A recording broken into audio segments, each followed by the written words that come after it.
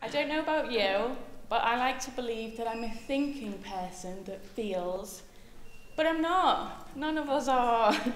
It's our feelings that influence every element of our thoughts, not vice versa. Therefore, as campaigners, we need to be really careful with how we make people feel.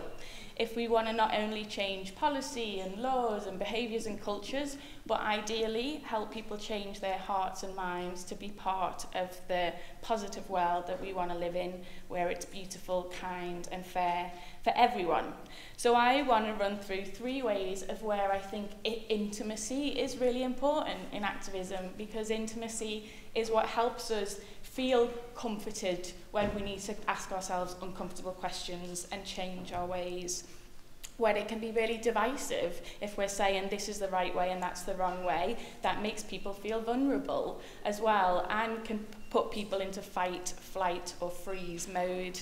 So I want to go through 3 quick examples of where I've tried to incorporate intimacy into my campaigning for it to be more successful. And the first one is intimate interactions. So I was asked by Share Action with 5 weeks deadline to try and get 1 meeting with the CEO of Marks and Spencer's to discuss becoming a living wage employer, which they weren't at the time. And for 3 years they tried traditional campaigning and not even got that 1 meeting. So I thought, okay, I'm going to do it in an intimate way. I'm going to speak to the board members who are above the CEO and get 1 craftivist per board member, there's 14 board members, and find craftivists from across the UK that I know are thoughtful, are quiet, are quite humble and geeky, will work really hard at trying to engage the board member in an intimate way by making them a bespoke handkerchief to say, don't blow it, use your power for good. We know you've got a really difficult job, but you've also got an incredible opportunity to help pay the living wage that not only helps your workers that we love, but helps the sector follow your way because you're a leading pioneer in the retail space.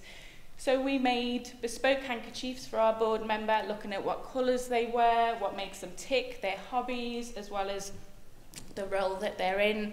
And we wrote bespoke handwritten letters to go with them, with a robust campaign saying why the living wage not only helps with staff retention and PR, but lots of reasons of how it helps the business, but also very emotive letter saying how we believe that they could do a brilliant role and we believe that they're good people and that they'll want to be on the right side of history.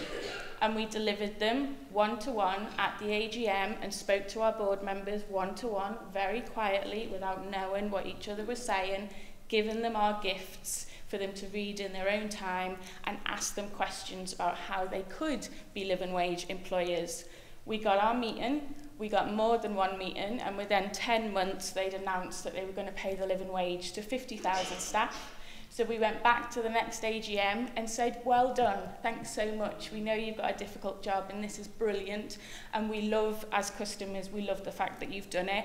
And we want to say well done, but we'd love you to be accredited as well. So it was a very intimate way to show that we respected them, we encouraged them, we believed the best in them, and we were celebrating them, not celebrating ourselves.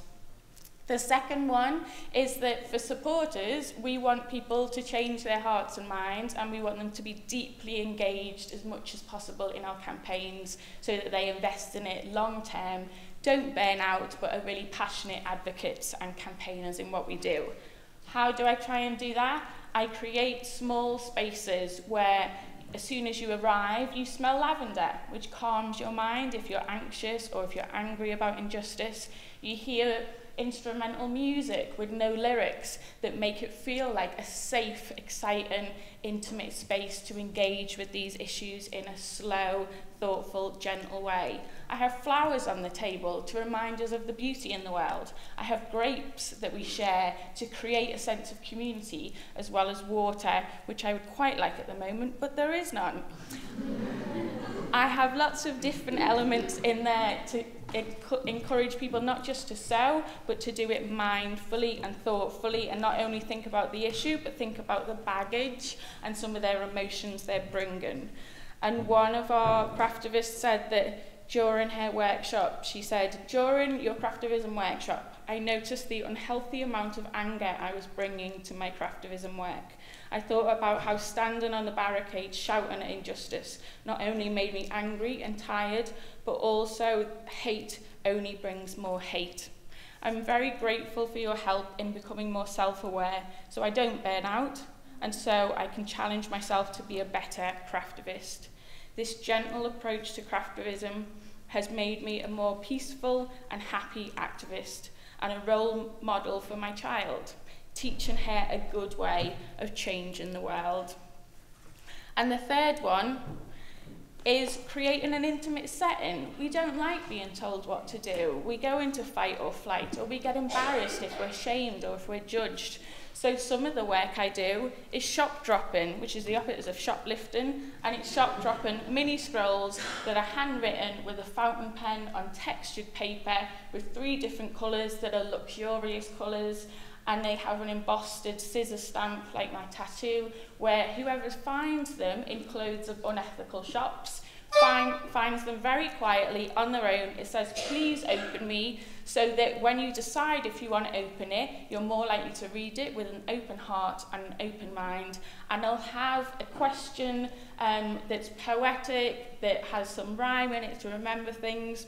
And it's for you to take ownership of that question. It has @FashRev at the bottom for you to find out more information of how to be part of the fashion revolution, but find out in your own time so that you're more invested in finding out more and changing your own ways. And you never need to tell anyone that these small, micro little objects have helped you in your decision, because it is a very quiet way to do things.